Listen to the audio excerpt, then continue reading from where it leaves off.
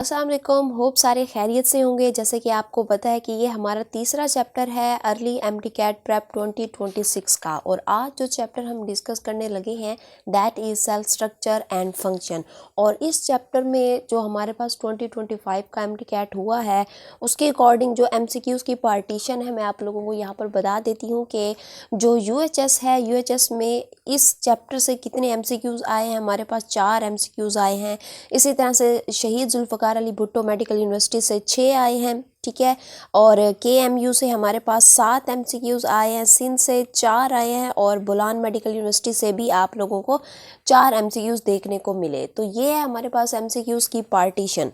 सबसे पहले हमने जो पहला टॉपिक डिस्कस करना है that is the animal and plant cell के अंदर हमने डिफरेंस देखना है। अब एनिमल हो या प्लांट सेल हो उसमें हमारे पास डिफरेंट कंपोनेंट होते हैं, उनका हमने यहाँ पर कंपैरिजन करना है कि क्या क्या ऐसी चीज़ें हैं जो एनिमल सेल के अंदर हैं प्लांट के अंदर नहीं है, और कौन सी ऐसी चीज़ें हैं जो प्लांट में हैं एनिमल में नहीं है, और फिर कौन सी ऐसी चीज़ें हैं जो दोनों के अंदर सिमिलर हैं। तो वन बाय वन करके हम यहाँ पर जो है सब कुछ डिस्कस करते हैं।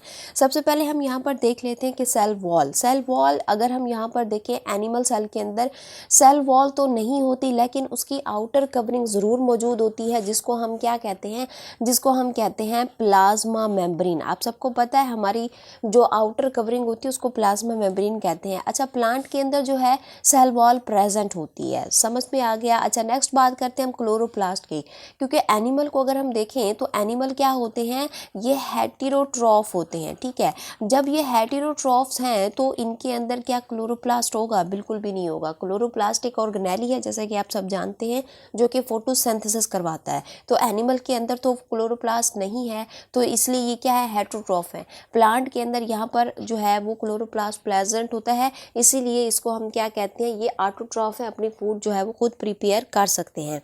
अच्छा, नेक्स्ट बात करते हैं हम वैक्यूल की। वैक्यूल आप लोगों को दोनों के अंदर यहाँ पर मिलते हैं। जो एनिमल का सेल होता है, अगर मैं यहाँ पर थोड़ा सा ड्रॉ करूँ, ये जो एनिमल का सेल होता है ये न्यूक्लियस है, ठीक है। न्यूक्लियस के बाद हम यहाँ पर अगर हम देखें वैक्यूल की हम बात कर रहे हैं तो वैक्यूल यहाँ पर प्रेजेंट होते हैं, लेकिन एक वैक्यूल नहीं होता, यहाँ पर जो है वो छोटे छोटे वैक्यूल प्रेजेंट होते हैं, ठीक है। यहाँ पर क्या होते हैं, स्मॉल बट मैनी, ठीक है।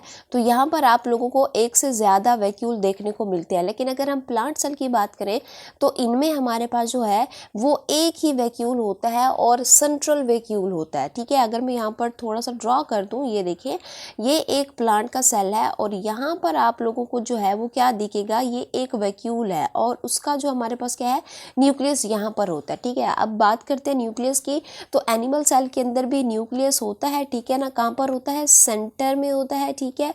और हमारे पास जो प्लांट सेल हैं, प्लांट सेल के अंदर भी न्यूक्लियस होता है, लेकिन क्या है कि साइड पर होता है due to the present of large central vacuole, ठीक है।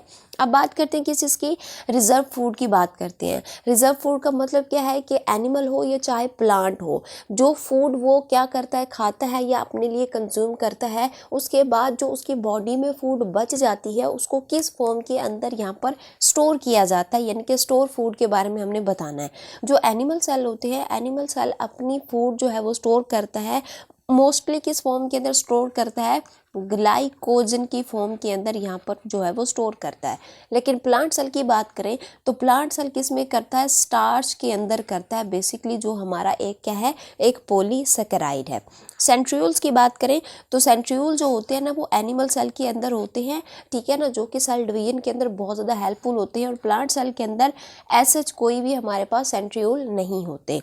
इसी तरह से हम प्लास्टिड की बात करें तो क्योंकि अभी मैंने आप लोगों को ऊपर बोला था कि हमारे पास जो एनिमल सेल होते हैं वो हेटेरोट्रॉफ्स हैं, वो अपनी फूड खुद नहीं बनाते, तो इसलिए उनमें जो है वो प्लास्टिड नहीं होता, उनमें क्लोरोप्लास्ट नहीं होता, ठीक है। तो प्लांट सेल के अंदर क्या होता है, क्लोरोप्लास्ट प्रेजेंट होता है, क्योंकि वो अपनी जो फूड है वो खुद प्रिपेयर कर सकते हैं। इसी तरह से हम बात करते हैं ग्लाइऑक्सिज्म की। ग्लाइऑक्सिज्म एनिमल और प्लांट सेल की बात करें तो जो हमारे पास एनिमल सेल होते हैं ना उनमें नहीं होता, लेकिन प्लांट के अंदर आप लोगों को ग्लाइऑक्सिज्म देखने को मिलेगा। अब ये जो ग्लाइऑक्सिज्म होता है ये क्या होता है, बेसिकली ये एक स्पेशलाइज स्ट्रक्चर होते हैं जो कि सीड जर्मिनेशन में जो है, जो हमारे पास स्टोर लिपिड होता है ना उसको फिर कार्बोहाइड्रेट के अंदर जो है वो कन्वर्ट करते हैं by the process called the glyoxylate cycle. ठीक है, तो ये आप लोगों को प्लांट के अंदर जर्मिनेटेड सीड के अंदर ही मिलता है। तो ये था हमारे पास ये डिफरेंस, यानी कि हमने यहाँ पर कंपोनेंट देखे सेल के, ये सेल के क्या थे, ये सेल के हमारे पास कंपोनेंट थे।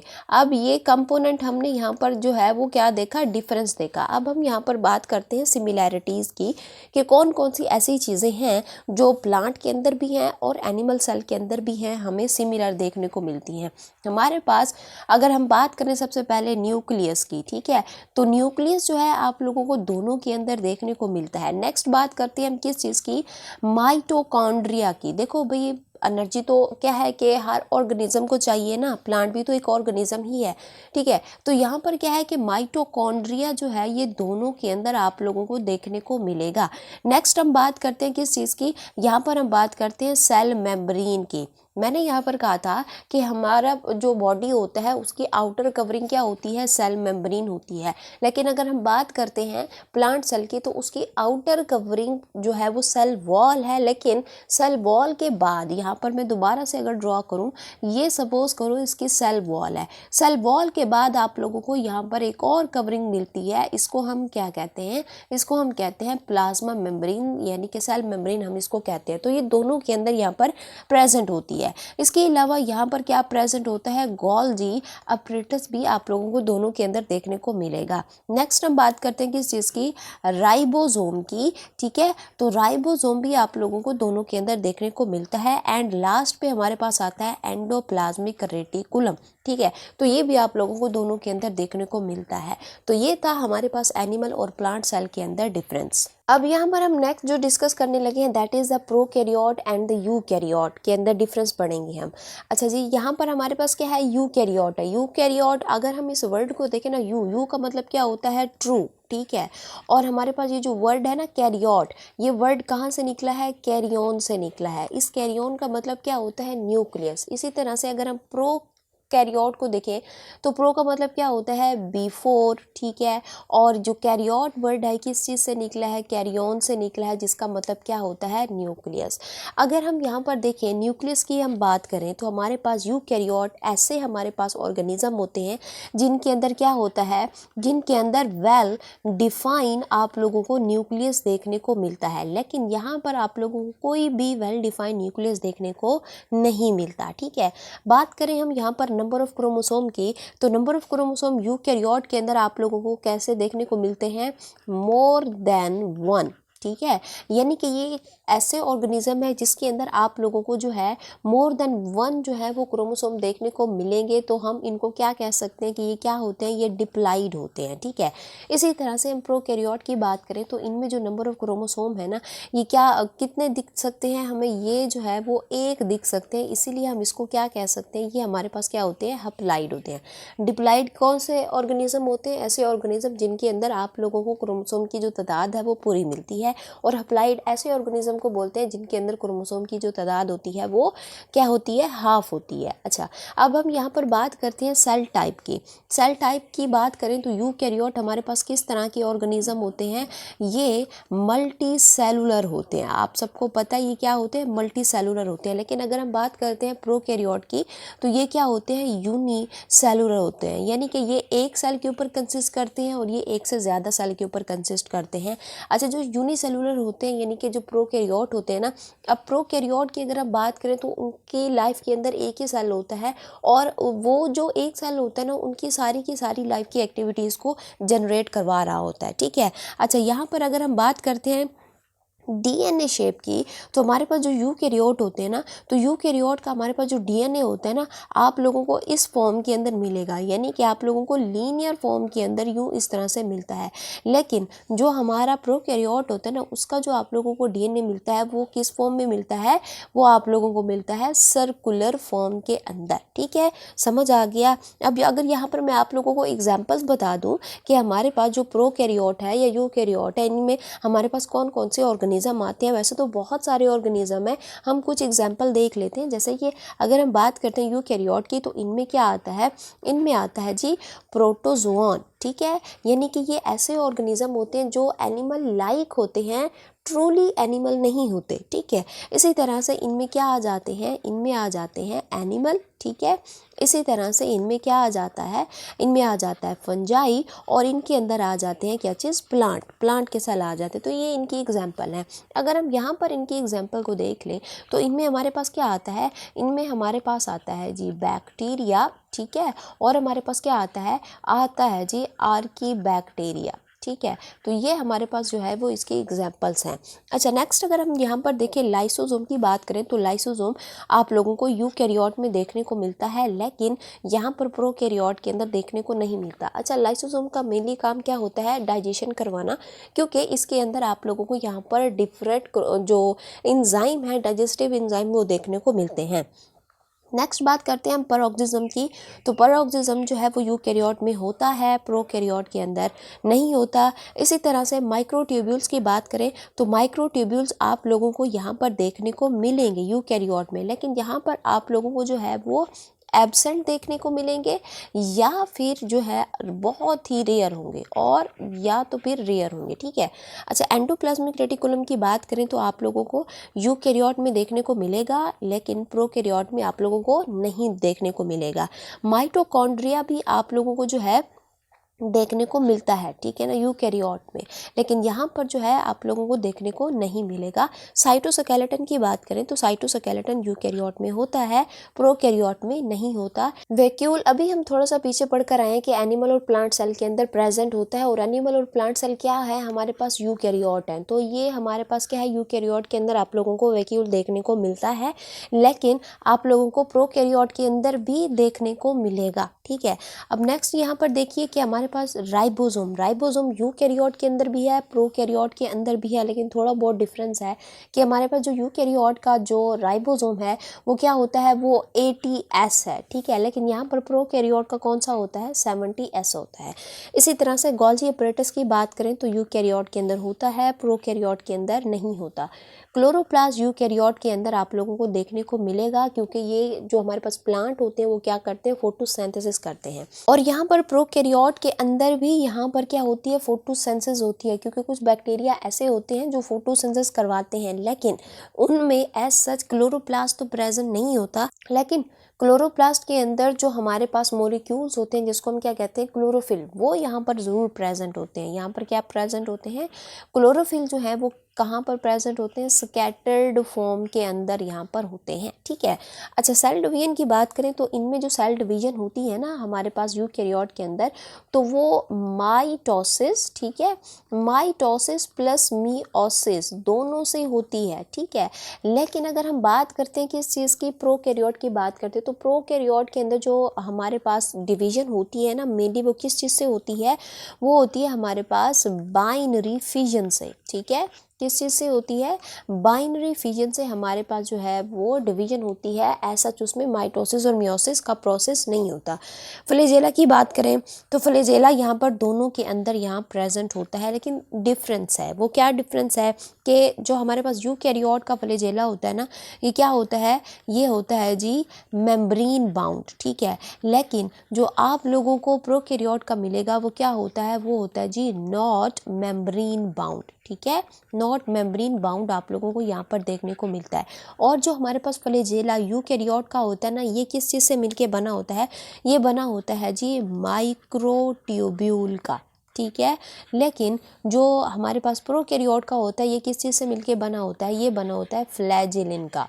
ठीक है, समझ आ गया। सेल वॉल हम अगर यहाँ पर बात करें तो सेल वॉल यूकैरियोट के अंदर भी होती है, प्रोकैरियोट के अंदर भी होती है, लेकिन उनकी कंपोजिशन डिफरेंट है। कैसे कि अगर हम यहाँ पर यूकैरियोट की बात करें तो यूकैरियोट में अगर हम प्लांट को देखें तो प्लांट में मेनली क्या प्रेजेंट होता है, सेलुलोज प्रेजेंट होता है। इसी तरह से फंजाई के अंदर भी सेल वॉल होती है, जो किस चीज़ से मिलके बनी होती है, जो बनी होती है काइटिन से। लेकिन यहाँ पर प्रोकैरियोट की बात करें तो इनकी जो सेल वॉल होती है ना हमारे पास, वो किस चीज़ से मिलके बनी होती है, यहाँ पर पेप्टिडोग्लाइकैन से मिलकर जो है वो बनी होती है। अच्छा, अब लास्ट पे आता है हमारे पास सेल साइज। सेल साइज की अगर हम बात करें तो हमारे पास जो यूकेरियोट का सेल है ना, इसका जो हमारे पास मेनली साइज़ रहता है वो कितना होता है, 10 से लेकर ये 100 माइक्रोमीटर तक आप लोगों को देखने को मिल सकते हैं, यानी कि इतने बड़े हो सकते हैं। लेकिन हमारे पास प्रोकैरियोट जो सेल होता है ना, ये बहुत ज़्यादा सिंपल होता है, बहुत ज़्यादा जो है वो छोटा होता है, 1 से लेकर 10 माइक्रोमीटर तक ये आप लोगों को इसका साइज़ देखने को मिल सकता है। तो ये था हमारा दूसरा टॉपिक जो कि हमने जो है इजीली इसको फिनिश कर लिया। अब हम अपने तीसरे टॉपिक की तरफ चलते हैं जो कि हमारे पास क्या है, न्यूक्लियस। देखिए जी, सबसे पहले तो हम बात करते हैं न्यूक्लियस की डिस्कवरी की। आप सबको पता है कि जो हमारे पास न्यूक्लियस है, न्यूक्लियस को जो है वो किसने डिस्कवर किया था। यहाँ पर हमारे पास एक साइंटिस्ट हैं जिनका नाम हमारे पास क्या है, रॉबर्ट ब्राउन। ठीक है, तो रॉबर्ट ब्राउन ने जो है वो इसको डिस्कवर किया था। कब इसको डिस्कवर किया था, 1831 के अंदर जो है वो इसकी डिस्कवरी हुई थी यहाँ पर। ठीक है, अब जो हमारा न्यूक्लियस होता है, न्यूक्लियस को हम क्या कहते हैं, ब्रेन ऑफ द सेल कहते हैं, क्योंकि सेल की जितनी भी एक्टिविटीज़ होती है ना, ये यही कमांड कर रहा होता है कि कौन सी ऑर्गेनेली ने क्या बनाना है, कैसे बनाना है, कितना बनाना है, कब ज़रूरत ज़्यादा है, कब कम है। तो ये सारे का सारा जो है ना, यही कमांड कर रहा होता है। पोजीशन की बात करें हम यहाँ पर, तो एनिमल के अंदर, जैसे कि हम पीछे पढ़ कर आए हैं, एनिमल के अंदर आप लोगों को कहाँ पर मिलता है, ये सेंटर के अंदर मिलता है। बट आप लोगों को जो प्लांट सेल होता है हमारा, ठीक है, उनके अंदर आप लोगों को कहाँ पर मिलता है, साइड पे मिलता है। ठीक है, और इसका अगर हम यहाँ पर न्यूक्लियस का काम देखें तो काम इसका क्या होता है कि ये ट्रांसफ़र करता है हमारा जेनेटिक इंफॉर्मेशन को from one generation to another. ठीक है, अब यहाँ पर देखिए साइड पे मैंने यहाँ पर डायग्राम यहाँ पर ड्रॉ की है। तो अब हम यहाँ पर सारे का सारा जो है वो डायग्राम के अंदर पढ़ेंगे कि इसके स्ट्रक्चर के अंदर आप लोगों को कौन कौन से कंपोनेंट देखने को मिलते हैं, क्या क्या चीज़ें इसमें प्रेजेंट होती हैं। ठीक है, तो इसके अंदर आप लोगों को इन्वेलप देखने को मिलता है, न्यूक्लियर पोर कम्प्लेक्स है, इसी तरह से मैट्रिक्स है, न्यूक्लियोलस है, और क्रोमैटिन और क्रोमोसोम है। ये 1 बाय 1 करके ना हम यहाँ पर जो है वो डिस्कस करते हैं। ठीक है ना, सबसे पहले हम बात करते हैं इसकी शेप की, कि हमारे पास आप लोग इसकी शेप डायग्राम में देख सकते हो कि इसकी शेप किस तरह की है, स्फेरिकल है। अच्छा, आप लोगों को ये जो न्यूक्लियस है ना, किसी सेल में एक भी मिल सकता है तो उसको हम मोनोन्यूक्लिएट बोलेंगे, किसी के अंदर 2 भी मिल सकते हैं उसको हम डाई कहते हैं, और किसी के अंदर 2 से ज़्यादा भी हो सकते हैं जिसको हम क्या कहते हैं, मल्टी न्यूक्लिएटेड सेल्स कहते हैं। वॉल्यूम की बात करें तो हमारे पास इसका जो टोटल वॉल्यूम होता है ना सेल के अंदर, वो कितना होता है, 10% होता है। अब हम यहाँ पर स्ट्रक्चर की बात करते हैं, सबसे पहले किस चीज़ की, इन्वेलप की।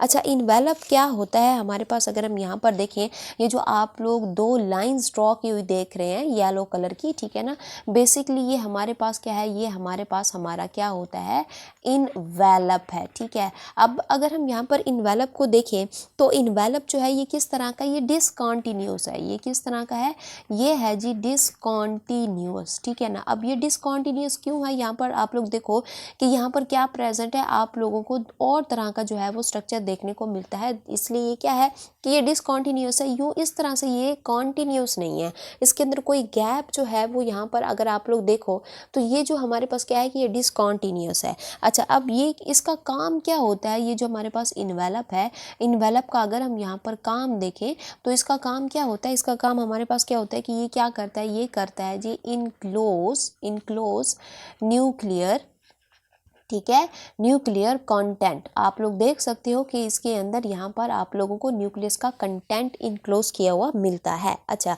अब ये जो हमारे पास इन्वेलप होता है ना, इसके अंदर ये क्या होती है, इसके अंदर आप लोगों को डबल मेम्ब्रेन देखने को मिलती है। ठीक है, क्या होती है, डबल मेम्ब्रेन आप लोगों को यहाँ पर देखने को मिलती है। अब वो मेम्ब्रेन कौन कौन सी है, यहाँ पर 1 बाय 1 हम यहाँ पर डिस्कस करते हैं। तो सबसे पहले आप लोगों को ये क्या दिखाई दे रही है, ये सबसे पहले आप लोगों को क्या दिखाई दे रही है, आउटर मेम्ब्रेन। ठीक है, ये क्या है जी, ये आउटर मेम्ब्रेन है। अच्छा, अब यहाँ पर अगर हम आउटर मेम्ब्रेन को देखें ना, तो हमारा जो न्यूक्लियस होता है, अगर मैं ये देखें इस डायग्राम के अंदर देखें, ये जो हमारा न्यूक्लियस है, इसकी जो आउटर मेम्ब्रेन होती है ना, इसके साथ यहाँ पर आप लोगों को क्या देखने को मिलता है, एंडोप्लाज्मिक रेटिकुलम।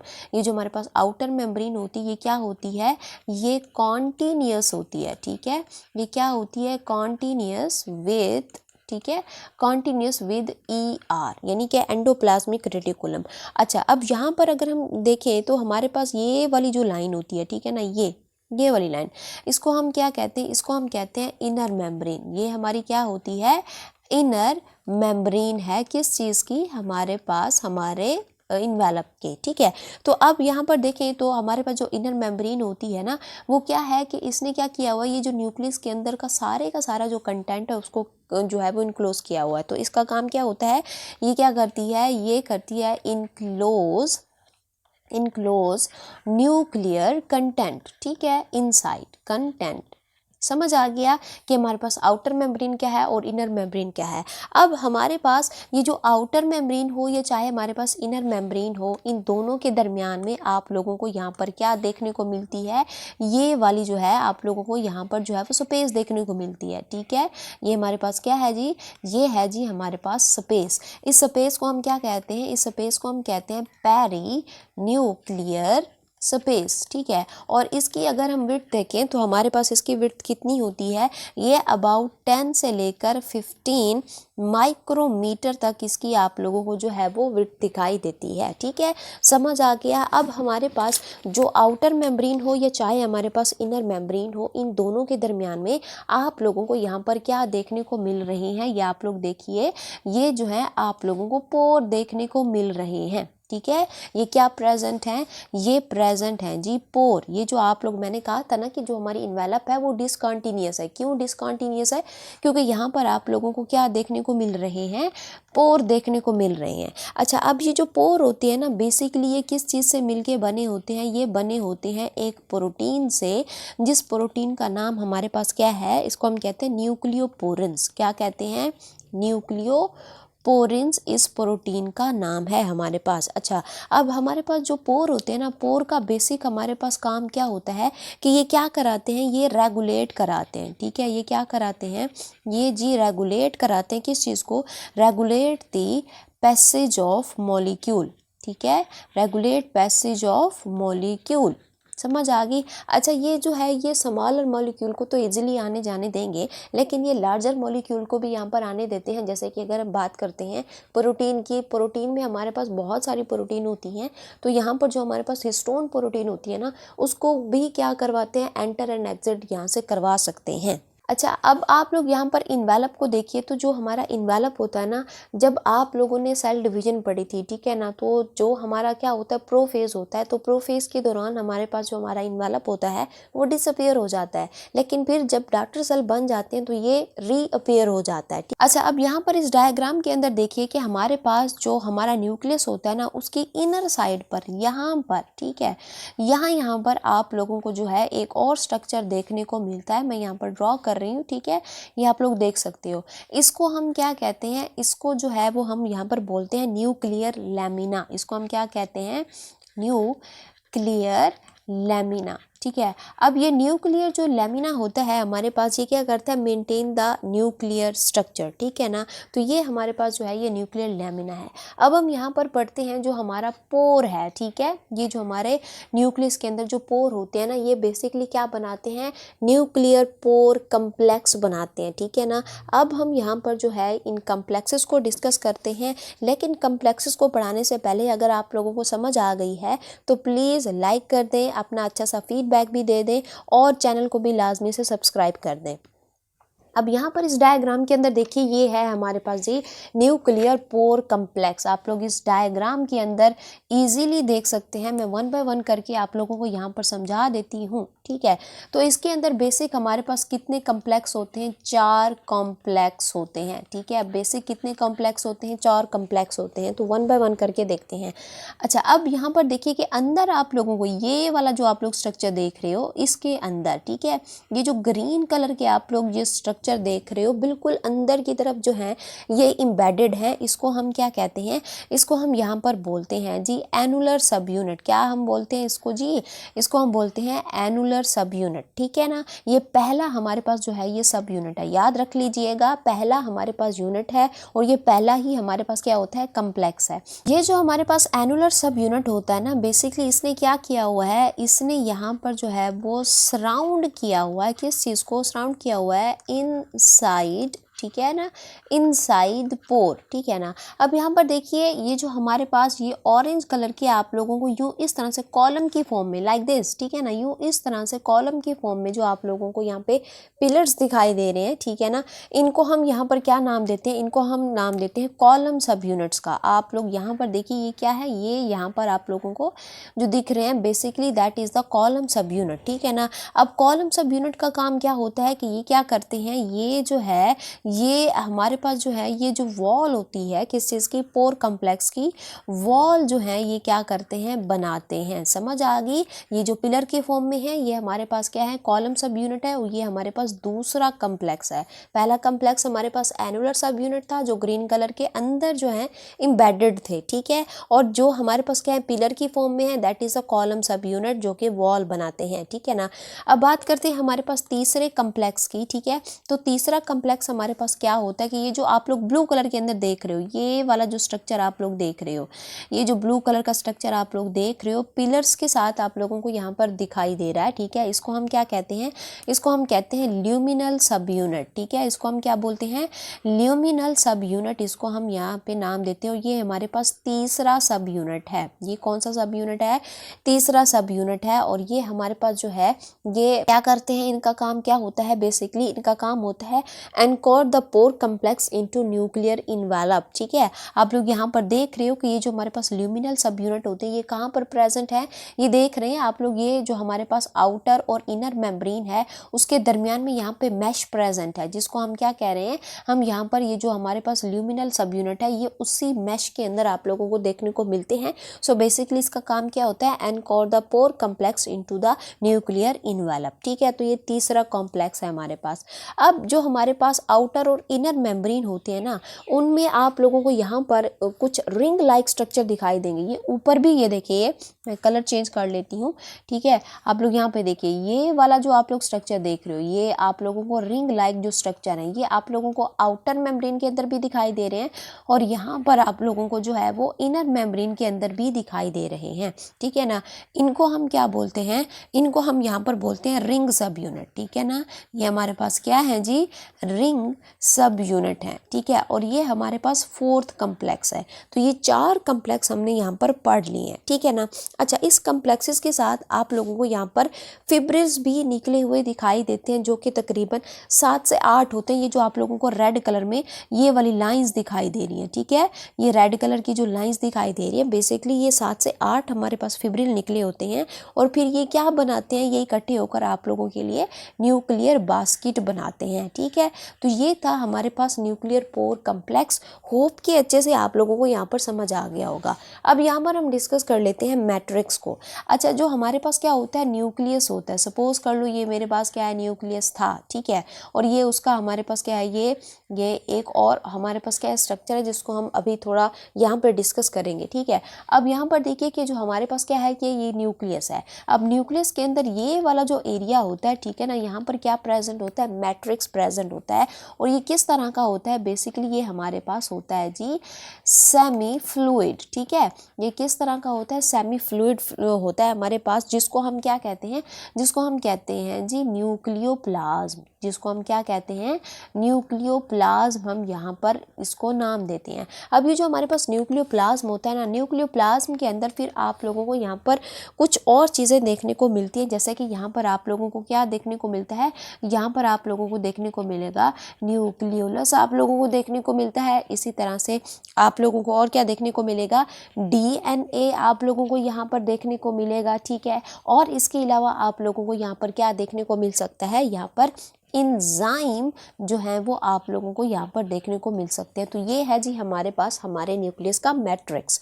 अब हम यहाँ पर डिस्कस करते हैं किस चीज़ को, न्यूक्लियोलस को। न्यूक्लियोलस क्या होता है, बेसिकली अगर इसी ही डायग्राम के अंदर आप लोग यहाँ पर देखिए तो यहाँ पर आप लोगों को एक डार्कली स्टेन स्ट्रक्चर दिखाई देगा। न्यूक्लियोलस क्या होता है, ये डार्कली स्टेन स्ट्रक्चर होता है, ठीक है ना।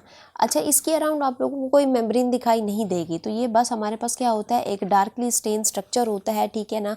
और अगर हम बात करते हैं कि ये जो न्यूक्लियोलस होते हैं ना, ये एक सेल के अंदर आप लोगों को एक की तादाद में भी मिल सकते हैं, एक से ज़्यादा भी आप लोगों को यहाँ पर देखने को मिल सकते हैं, ठीक है ना। अब ये जो हमारे पास न्यूक्लियोलस होते हैं ना, सबसे पहले तो हम यहाँ पर बात करते हैं कि न्यूक्लियोलस जो है वो कहाँ बनते हैं, ठीक है। न्यूक्लियोलस कहाँ बनते हैं, हमारे पास जो हमारा क्या होता है, क्रोमोसोम होता है, ठीक है। क्रोमोसोम के ऊपर एक स्पेशल साइट होती है, ठीक है ना। जो हमारा क्या होता है, क्रोमोसोम होता है, ठीक है ना। क्रोमोसोम के ऊपर एक स्पेशल क्या होती है, साइट होती है। उस साइट को हम क्या कहते हैं, NOR, यानी कि हम उसको क्या बोलते हैं, न्यूक्लियोलर ऑर्गेनाइजर रीजन, ठीक है ना। ये वहाँ पर होता है। अच्छा, ये न्यूक्लियोलर ऑर्गेनाइजर रीजन बेसिकली क्या होता है, इसको हम सेकेंडरी कंस्ट्रक्शन भी बोलते हैं। वो मैं अभी आप लोगों को जब हम क्रोमोसोम पढ़ेंगे ना, उसके स्ट्रक्चर के अंदर आप लोगों को बताऊंगी। यहाँ पर मैं आप लोगों को थोड़ा सा बता भी देती हूँ कि ये देखिए, ये हमारे पास क्या है, एक क्रोमोसोम है, ठीक है। अब यहाँ पर देखिए कि ये हमारे पास क्या होता है, इसके अंदर आप लोगों को यहाँ पर जो है वो कंस्ट्रक्शन देखने को मिलती है, ये वाला जो है, ठीक है ना। ये वाला जो पोर्शन आप लोग देख रहे हो, मैं दोबारा से ड्रॉ कर देती हूँ, ये सही नहीं बनी, ठीक है। यहाँ पर मैं सिर्फ इसका एक ही क्रोमेटिड आप लोगों को ड्रॉ करके दिखाती हूँ, ठीक है। ये देखिए, ये मेरे पास क्या है कि ये देखिए, ये मेरे पास क्रोमोसोम है, यहाँ पर उसका क्या है जी, सेंट्रोमियर है। और ये जो आप लोग ये कंस्ट्रक्शन देख रहे हो, ठीक है ना, इसको हम क्या कहते हैं, NOR, यानी कि न्यूक्लियोलर ऑर्गेनाइजर रीजन हम इसको बोलते हैं। और यही जो हमारे पास न्यूक्लियोलर ऑर्गेनाइजर रीजन है ना, इसी के पास इंफॉर्मेशन होती है किसको बनाने की, न्यूक्लियोलस को बनाने की, ठीक है। अच्छा, अब हमारे पास जो न्यूक्लियोलस होता है ना, ये किस चीज़ से मिलके बना होता है, यानी कि अब हम यहाँ पर इसकी क्या देख लेते हैं, कंपोजिशन को देख लेते हैं। तो ये कंपोजिशन में ये क्या क्या कंसिस्ट करता है, हमारे पास यहाँ पर आप लोगों को क्या देखने को मिलते हैं, ग्रेन्यूल्स। ग्रेन्यूल्स बोलें तो क्या इसके अंदर होंगे, इसके अंदर आप लोगों को क्या मिलेंगे, राइबोसोमल यूनिट आप लोगों को देखने को मिलेंगे, ठीक है ना। और नेक्स्ट आप लोगों को यहाँ पर क्या देखने को मिल सकता है, आप लोगों को यहाँ पर जो है वो फिब्रिल देखने को मिलते हैं। फिब्रिल बेसिकली हमारे पास बने होते हैं रॉ मटेरियल ऑफ प्रोटीन, जैसे कि हमारे पास क्या होती है, राइबोसोमल RNA प्रोटीन। कौन सी प्रोटीन होती है, राइबोसोमल RNA प्रोटीन से ये मिले होते हैं, सॉरी बने होते हैं। और इसके अलावा यहाँ पर आप लोगों को क्या देखने को मिलता है, DNA भी आप लोगों को यहाँ पर देखने को मिलता है। तो ये है जी हमारे पास हमारा क्या चीज़, न्यूक्लियोलस। अच्छा, अब यहाँ पर अगर हम बात करें जो हमारा न्यूक्लियस होता है, तो न्यूक्लियस के अंदर हमारे पास एक और स्ट्रक्चर भी होता है जिसको हम क्या कहते हैं, जिसको हम कहते हैं क्रोमैटिन एंड क्रोमोसोम, ठीक है ना। बेसिकली अगर हम यहाँ पर देखें क्रोमैटिन और क्रोमोसोम को, तो ये किस तरह का स्ट्रक्चर होता है, ये हमारे पास थ्रेड लाइक स्ट्रक्चर होता है, ठीक है। आप लोग यहाँ पर देखिए, ये हमारा सेल था, सेल के अंदर हमारे पास क्या था, ये न्यूक्लियस था। मैंने बड़ा करके दिखाया है यहाँ पर, ठीक है। तो उसके अंदर आप लोगों को यहाँ पर यूँ इस तरह के थ्रेड दिखाई देते हैं। जब हम इसको बड़ा करके दिखाते हैं तो ये हमें इस तरह का स्ट्रक्चर जो है वो दिखाई देता है। अच्छा, अब हमारे पास जो क्रोमोसोम होता है ना, क्रोमोसोम किस चीज़ से मिलकर बना होता है, ये बेसिकली हमारे पास बना होता है किस चीज़ से, DNA से, प्लस हमारे पास किस चीज़ से मिलकर बना होता है, ये प्रोटीन से मिलकर बना होता है, ठीक है ना। जो हमारे पास DNA और प्रोटीन होते हैं ना, ये मिलकर एक स्ट्रक्चर बनाते हैं। उस स्ट्रक्चर को पता है हम क्या बोलते हैं, उसको हम कहते हैं न्यूक्लियोसोम हम उसको बोलते हैं। मैं अभी आप लोगों को यहाँ पे डायग्राम में दिखाती हूँ। ये देखिए, ये जो मेरे पास DNA है, ठीक है ना, ये बेसिकली हमारे पास क्या है, ये DNA है। और DNA के साथ आप लोगों को यहाँ पर राउंड सर्कल दिखाई दे रहे हैं, ठीक है ना। अब ये मिलकर जो है हमारे पास एक स्ट्रक्चर बनाते हैं जिसको हम क्या कहते हैं, जिसको हम कहते हैं न्यूक्लियोसोम, ठीक है। इसी को हम क्या कह रहे हैं, इसी को हम कह रहे हैं न्यूक्लियोसोम, ठीक है ना। अब यहाँ पर देखिए कि जो हमारे पास हमारा क्रोमोसोम होता है ना, अगर इसको हम क्या करें, बिफोर सेल डिवीजन देखें, तो ये हमें जो है बिल्कुल बारीक एक धागा दिखाई देता है, लाइक दिस।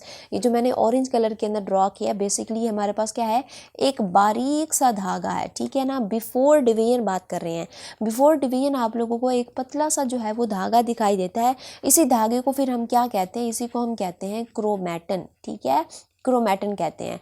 जब हमारे पास क्या हो रही होती है, डिवीजन हो रही होती है, यानी कि ड्यूरिंग डिवीजन, फिर यही हमारे पास जो एक बारीक धागा होता है ना, ये अपने आप को क्या कर लेता है, अपने आप को कंडेंस कर लेता है। ये किस फॉर्म में है जी, कंडेंस फॉर्म में है, यानी कि ये पतला सा धागा था, अपने आप को इसने क्या किया, coil and coil super coil करता गया, तो फिर इसने क्या बना लिया, एक कंडेंस स्ट्रक्चर बना लिया, जिसको हम अब नाम क्या देते हैं, इसको हम नाम देते हैं जी क्रोमोसोम का। ठीक है, तो बेसिकली हमारे पास क्रोमोसोम क्या है, किस चीज़ से मिलकर बना है, ये हमारे पास डीएनए और प्रोटीन से मिलकर बना है। ठीक है, इतना समझ आ गया। अब अगर हम यहाँ पर देखें तो हमारे पास जो क्रोमोसोम होते हैं ना, वो डिफरेंट ऑर्गेनिज्म में इसकी जो तादाद है वो डिफरेंट हो सकती है।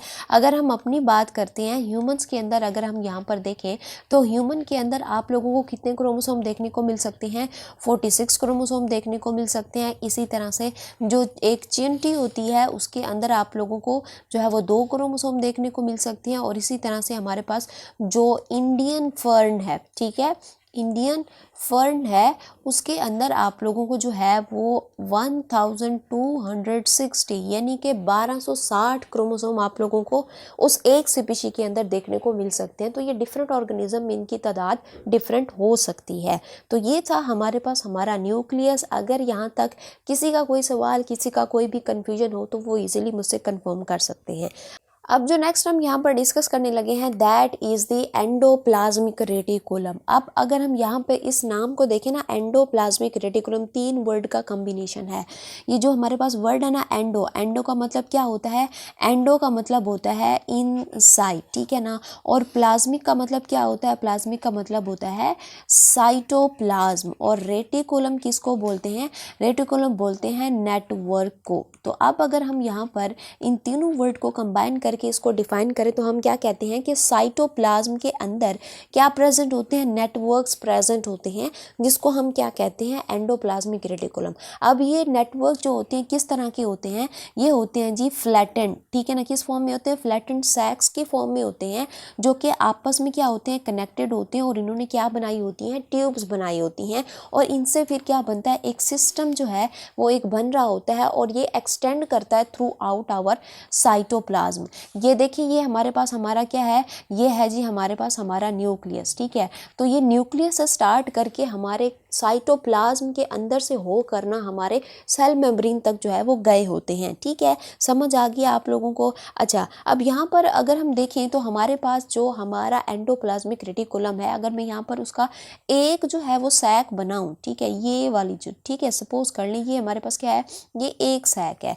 इस एक सैक को हम क्या कहते हैं, इसको हम कहते हैं सिस्टरने, ठीक है। इसको हम क्या कहते हैं, इसको हम कहते हैं जी सिस्टरने। और सिस्टरने के अंदर ये जो स्पेस है, ठीक है ना, ये वाली जो स्पेस आप लोग देख रहे हो, इसको हम क्या कहते हैं, इसको हम कहते हैं सिस्टर्नल स्पेस, इसको हम यहाँ पर जो है वो बोलते हैं। अच्छा, अब ये जो हमारे पास सिस्टर्नल स्पेस होती है ना, इसका काम क्या होता है कि हमारे पास जो सिस्टर्नी के अंदर जितना भी सारा कंटेंट होता है ना, ये उस कंटेंट को हमारा जो साइटोप्लाज्मिक कंटेंट होता है उसके साथ ये मिक्स नहीं होने देती। इसका हमारे पास बेसिकली ये काम होता है। अब अगर हम यहाँ पर देखें कि हमारे पास जो एंडोप्लाज्मिक रेटिकुलम होता है ना, इसकी हमारे पास बेसिक 2 फॉर्म्स होती हैं। एक को हम क्या कहते हैं, RER बोले तो क्या हमारे पास rough endoplasmic reticulum. Rough endoplasmic reticulum अगर आप लोग यहाँ पर देखिए कि जो पिंक कलर के अंदर आप लोगों को डायग्राम दिख रही है, इसके अंदर आप लोगों को छोटे छोटे जो है वो डॉट दिखाई दे रहे हैं।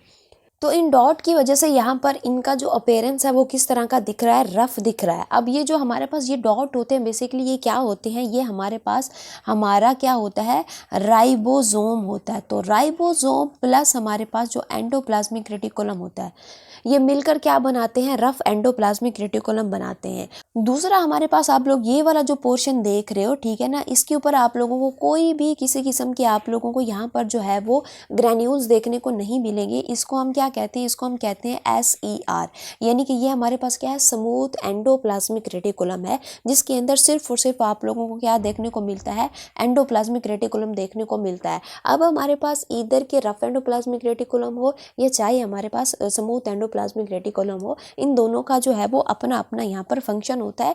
तो 1 बाय 1 करके हम यहाँ पर जो है वो डिस्कस करते हैं कि स्मूथ एंडोप्लाज्मिक रेटिकुलम का क्या फंक्शन है और SER का क्या फंक्शन है। सबसे पहले हम यहाँ पर डिस्कस कर लेते हैं किस चीज़ को, हम यहाँ पर डिस्कस कर लेते हैं स्मूथ एंडोप्लाज्मिक रेटिकुलम को। तो जो हमारे पास स्मूथ एंडोप्लाज्मिक रेटिकुलम होता है, बेसिकली इसका जो हमारे पास काम क्या होता है कि ये क्या करता है, पहला इसका हमारे पास काम ये होता है कि ये क्या करवाता है, सिंथेसिस, ठीक है ना, सिंथेसिस ऑफ लिपिड, ठीक है। तो ये किसको बनवाता है, लिपिड को बनवाता है। अब हमें पता है लिपिड को अगर हम यहाँ पर देखें तो इसकी डिफरेंट टाइप्स होती हैं, जैसे कि हमारे पास क्या है कि ये किन किन लिपिड्स को बनवा सकता है, बहुत सारी टाइप्स है ना, तो उनमें से हमारे पास ये किसको बनवाता है, ये बनवाता है जी फॉस्फोलिपिड को, ठीक है, फॉस्फोलिपिड को बनवाता है जो हमारी सेल मेम्ब्रेन के अंदर होती है, जो आउटर लेयर के अंदर होती है हमारी, ठीक है ना, बहुत इंपॉर्टेंट है, उसी को बनवाता है।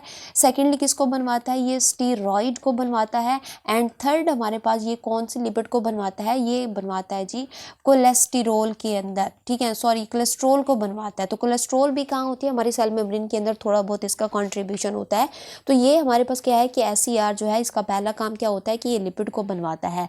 अच्छा, अब इसका अगर हम यहाँ पर दूसरा काम देखें तो इसका जो दूसरा काम होता है वो क्या होता है जी, इसका दूसरा काम होता है डिटॉक्सिफिकेशन को करवाना, यानी कि बॉडी के अंदर ऐसा होता है कि हम जो भी फूड खा रहे हैं या कुछ भी हम खा रहे होते हैं, ठीक है ना, तो उससे यूज़फुल सब्सटेंस तो बनता ही बनता है, साथ में टॉक्सिन भी बन रही होती है, या फिर हम दवाइयाँ खा रहे होते हैं उनसे भी क्या होता है कि टॉक्सिन जो है वो प्रोड्यूस होती है, तो उनको बॉडी से वेस्ट कराना भी लाजमी होता है, बॉडी में हम उसको रख नहीं सकते वरना बीमारियाँ हो जाती हैं। तो हमारे पास हमारी जो टॉक्सिन है उसको डिटॉक्सिफाई करने का काम भी हमारा कौन करता है, स्मूथ एंडोप्लाज्मिक रेटिकुलम करता है। लेकिन कैसे करेगा कि, यानी कि इसके पास ऐसा क्या है कि जिससे ये क्या कराता है, डिटॉक्सिफिकेशन कराता है। इसके पास क्या होते हैं, इसके पास होते हैं जी एंजाइम, ठीक है। अब एक एंजाइम भी नहीं होता, इसके पास क्या होती है, फैमिली होती है, फैमिली ऑफ एंजाइम इसके पास यहाँ पर प्रेजेंट होते हैं, ठीक है। अब उनमें हमारे पास जो नाम है, बेसिकली हम जो हमारे पास बेसिक नाम आता है क्या है हमारे पास, इसको हम क्या कहते हैं, साइटोक्रोम, जिसको हम क्या कहते हैं, साइटोक्रोम P450। ये एक हमारे पास क्या है, एंजाइम के फैमिली नेम है, ठीक है ना, जो कि क्या करवाते हैं, डिटॉक्सिफिकेशन करवाते हैं। अब इसका हमारे पास जो तीसरा काम होता है, तीसरा काम हमारे पास इसका क्या होता है कि ये जो हमारे पास इम्पल्स होती हैं, ठीक है, यानी कि जो हमारे पास क्या होती हैं, सिग्नल्स होते हैं, उसको क्या करती है, ये ट्रांसमिट करती है, ठीक है। इसका हमारे पास ये जो है ये तीसरा काम है। समझ आ गया आप लोगों को। अच्छा, ये जो हमारे पास इम्पल्स है ना, ये कहाँ से कहाँ पर जो है वो ट्रांसमिट करेगी, मसल और नर्व के अंदर, नर्व जो सेल होते हैं ना उनके अंदर जो है ये ट्रांसमिट करती है। और इसके अलावा इसका जो हमारे पास फोर्थ काम होता है वो क्या होता है कि ये क्या करती है, ये हमारे पास जो है ये ट्रांसपोर्ट करती है किस चीज़ को, मटेरियल को, ठीक है। मटेरियल कहाँ से कहाँ, फ्रॉम, ठीक है, from one part two other, ठीक है, वन पार्ट टू अदर, ठीक है। तो इसका हमारे पास बेसिक काम यही होता है, ये हमारे पास स्मूथ एंडोप्लाज्मिक रेटिकुलम है। अब हम बात करते हैं किस चीज़ की, अब हम बात करते हैं रफ एंडोप्लाज्मिक रेटिकुलम की। अब जो हमारे पास रफ एंडोप्लाज्मिक रेटिकुलम होता है ना, इसका हमारे पास बेसिक काम क्या होता है, क्योंकि अगर आप लोग यहाँ पर नोट करें तो जो हमारे पास रफ एंडोप्लाज्मिक रेटिकुलम है, पीछे आप डायग्राम में देखिए कि यहाँ पर क्या प्रेजेंट होते हैं, आप लोगों को ये ग्रेन्यूल्स दिखाई दे रहे हैं, और इन ग्रेन्यूल्स को हमने नाम क्या दिया, राइबोसोम का नाम दिया है। तो इनके ऊपर क्या प्रेजेंट होते हैं, इनके ऊपर प्रेजेंट होते हैं जी राइबोसोम। तो राइबोसोम यहाँ पर प्रेजेंट है, तो आप सबको पता है राइबोसोम का काम क्या होता है, प्रोटीन को बनवाना। तो रफ एंडोप्लाज्मिक रेटिकुलम का हमारे पास जो बेसिक काम रहेगा वो क्या है कि ये क्या करता है, ये जो है ये प्रोटीन को क्या करता है, मेक करता है, ठीक है। और जब यहाँ से जो हमारे पास रफ एंडोप्लाज्मिक रेटिकुलम है, ठीक है, सपोज करो ये मेरे पास क्या है कि ये मेरे पास सपोज करो ये है जी एक एंडोप्लाज्मिक रेटिकुलम का एक सिस्टर ने, ठीक है ना। और यहाँ पर आपको क्या देखने को मिल रहा है जी, सपोज करो ये है जी राइबोसोम, ठीक है, ये क्या है जी, राइबोसोम है। अब राइबोसोम से हमने क्या बनवानी है जी, प्रोटीन बनवानी है। अब सपोज करो कि यहाँ पे जो राइबोसोम है ना, इसने क्या बना लिया है, ये जो है ये प्रोटीन इसने क्या कर लिया, बनवा लिया है। तो अब राइबोसोम क्या करता है कि राइबोसोम इस प्रोटीन को बाहर कैसे भेजेगा कि जो हमारे पास हमारा क्या होता है, एंडोप्लाज्मिक रेटिकुलम है, इसके अंदर आप लोगों को क्या देखने को मिलते हैं, यहाँ पर पोर प्रेजेंट होते हैं यहाँ पर, ठीक है। तो यहाँ पर पोर प्रेजेंट होते हैं, तो जैसे ही हमारे पास क्या बनती है, प्रोटीन बनती है, तो ये प्रोटीन इस पोर से जो है वो यहाँ पे क्या करती है, निकल आती है। अब याद रखिएगा कि हमारे पास जो रफ एंडोप्लाज्मिक रेटिकुलम होता है ना, ये क्या करता है, प्रोटीन तो बनाता है, लेकिन ये जो प्रोटीन होती है ना, ये प्रोटीन कैसी होती है, नॉन फंक्शनल होती है। यानी कि ये ऐसी प्रोटीन होती है जिसको इसका अपना काम नहीं पता होता, जिसको इसका अपना नाम भी नहीं पता होता कि मेरा नाम क्या है, मैंने काम क्या करना है, मैंने जाना कहाँ पर है, सेल के किस पोर्शन में जाना है, ठीक है। तो ये जो है हमारे पास क्या होती है, नॉन फंक्शनल होती है। फिर इसको क्या करना होता है, हमने फंक्शनल करना होता है। तो फंक्शनल करने के लिए फिर हमें किसी और ऑर्गेनेली की जो है वो हेल्प लेनी पड़ेगी, जो सेल के अंदर प्रेजेंट होगी, और उसका नाम हमारे पास क्या है जी, गोल्जी अपरेटस, ठीक है। तो अब हम यहाँ पर डिस्कस करते हैं गोल्जी अपरेटस को। पहले हम यहाँ पर देखते हैं कि गोल्जी अपरेटस बेसिकली है क्या, फिर हम देखेंगे कि जो एंडोप्लाज्मिक रेटिकुलम ने जो प्रोटीन बनाकर गोल्जी अपरेटस को दिया है, वो किस तरह से उसको जो है वो फंक्शनल करेगा, ठीक है। तो अब हम यहाँ पर देखते हैं, अगर हम यहाँ पर गोल्जी अपरेटस की किसको देखें, शेप को देखें, तो इसकी शेप हमारे पास किस तरह की होती है, कप शेप होता है, ठीक है ना। बेसिकली किस शेप का होता है, यूँ आप लोगों को यूँ इस तरह से जो है वो कप शेप जो है वो दिखाई देगा। और ये किस तरह का होता है, ये आप लोगों को फ्लूइड फिल्ड फ्लैटेंड सैक्स दिखाई देंगे। आप लोग यहाँ पर देख सकते हो, ये इसके अंदर फ्लूइड होता है, ठीक है ना, फ्लूइड फिल्ड होता है, और ये किस तरह की होती है, फ्लैटेंड सैक्स होती हैं। और बेसिकली हमारे पास ये कितनी सैक्स मिलकर एक गोल्जी अपरेटस बनाती है, बेसिकली हमारे पास 7 से लेकर 8 तक, ठीक है ना, 7 से लेकर 8 तक इस तरह की जो है वो सैक्स मिलती हैं, और एक क्या बनाती हैं, हमारे पास हमारा एक गोल्जी अपरेटस बनाती हैं। अब ये जो हमारे पास हमारा गोल्जी अपरेटस होता है ना, इसको सबसे पहले किसने देखा था, हमारे पास एक साइंटिस्ट थे जिनका नाम हमारे पास क्या है, इसको हम क्या कहते हैं, कैमिलो गोल्जी, इसको हम यहाँ पर नाम देते हैं, ठीक है ना। और इन्होंने कब इसको डिस्कवर किया था, 1898 के अंदर, क्योंकि इन्होंने इसी को डिस्कवर किया था, तो इन्हीं के नेम पर भी हम इसको जो है वो नाम दे देते हैं गोल्जी अपरेटस का, ठीक है ना। अब यहाँ पर आप लोग इसकी डायग्राम भी देख सकते हो। इसकी जो हमारे पास क्या होती है कि अगर मैं यहाँ पर एक सैक को निकालूं, तो जिस तरह से हमने क्या देखा था, हमने एंडोप्लाज्मिक रेटिकुलम की जो हमारे पास मेम्ब्रेन देखी थी उस सैक की, उसको हमने क्या नाम दिया था, उसको हमने नाम दिया था सिस्टर्ने का नाम दिया था, ठीक है। तो यहाँ पर इसको भी हम नाम क्या देंगे, सिस्टर्ने का नाम देंगे, ठीक है। अब यहाँ पर हमारे पास ये जो आप लोग देख रहे हो, ये सारी की सारी क्या है, हमारे पास सिस्टर्नी है। तो यहाँ पर सिस्टर्नी की भी हमारे पास क्या होती है, डिफरेंट फॉर्म्स होती हैं, डिफरेंट इसकी हमारे पास टाइप होती हैं। जैसे कि सबसे पहले हमारे पास क्या आता है जी, सबसे पहले आता है जी सिस्टर्ने। सिस्टर्ने में आप लोग यही वाली फॉर्म आप लोग देखेंगे कि जिसमें आप लोगों को ये जो हमारे पास सैक होती हैं किस फॉर्म के अंदर दिखती हैं, जो हमारे वाईफाई के सिग्नल होते हैं लाइक दिस, ठीक है ना, ये तो आपने देखे हैं ना, ठीक है ना। तो इस फॉर्म के अंदर आप लोगों को यहाँ पर देखने को मिलती है। ट्यूबुलर फॉर्म की अगर हम बात करें, तो ट्यूबुलर फॉर्म के अंदर सिस्टर्ने किस फॉर्म के अंदर होती है, ट्यूब्स की फॉर्म में होती है लाइक दिस, ठीक है ना, इस फॉर्म के अंदर आप लोगों को देखने को मिलती है। वेजिकल की बात करें तो वेजिकल में आप लोगों को इस फॉर्म के अंदर देखने को मिलती है, ठीक है ना। यहाँ पर हमारे पास जो फोर्थ इसकी फॉर्म होती है सिस्टर्ने की, वो हमारे पास क्या होती है, गोल्जियन वैक्यूल। अच्छा यहाँ पे वेजिकल लिखा है, ये वेजिकल नहीं है, इसका यहाँ पर है जी वैक्यूल, ठीक है। तो ये वैक्यूल है, गोल्जियन वैक्यूल है। तो गोल्जियन वैक्यूल में आप लोगों को जो है वो इस तरह से देखने को मिलती है। ये हमारे पास वेजिकल की तरह से ही होती है, लेकिन इसके अंदर आप लोगों को क्या है, बेसिकली वैक्यूल्स देखने को मिलते हैं। अच्छा, अब यहाँ पर कुछ टर्म्स ऐसी हैं जो कि आप लोगों को गोल्जी अपरेटस के रिलेट जो है ना, आप लोगों को कंफ्यूज कर सकती हैं। तो मैं वन बाय वन करके उसको यहाँ पर समझा देती हूँ कि सबसे पहले यहाँ पर आप लोगों को जो है वो एक वर्ड देखने को मिलता है, गोल्जी बॉडी भी आप लोग सुनते हो, आप लोग गोल्जी अपरेटस भी सुनते हो, आप लोग गोल्जी कम्प्लेक्स भी सुनते हो। बेसिकली ये तीनों एक दूसरे से जो है वो डिफरेंट है। तो वन बाय वन करके मैं आप लोगों को यहाँ पर बताती हूँ। जैसे कि सबसे पहले अगर मैं आप लोगों को बताऊँ, हमारे पास क्या है, गोल्जी बॉडी, ठीक है। अब गोल्जी बॉडी हमारे पास क्या होती है कि अगर मैं इस एक सैक को लूँ, ठीक है, ये जो मेरे पास क्या होती है, एक सैक होती है, इसी एक सैक को हम क्या कहते हैं, गोल्जी बॉडी कहते हैं, ठीक है ना। तो ये मेरे पास क्या है, वन सैक को हम क्या बोल रहे हैं, गोल्जी बॉडी कह रहे हैं। अच्छा, दूसरा मेरे पास होता है जी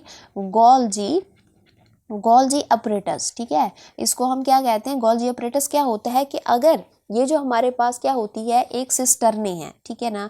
अब उसके साथ आप लोगों को और सिस्टरने, फिर आप लोगों को जो है वो और सिस्टरने देखने को मिले, यानी कि आप लोगों को यहाँ पर क्या है, एक से ज़्यादा आप लोगों को यहाँ पर जो है वो सैक देखने को मिले, तो इसको हम क्या कहते हैं, गोल्जी अपरेटस कहते हैं।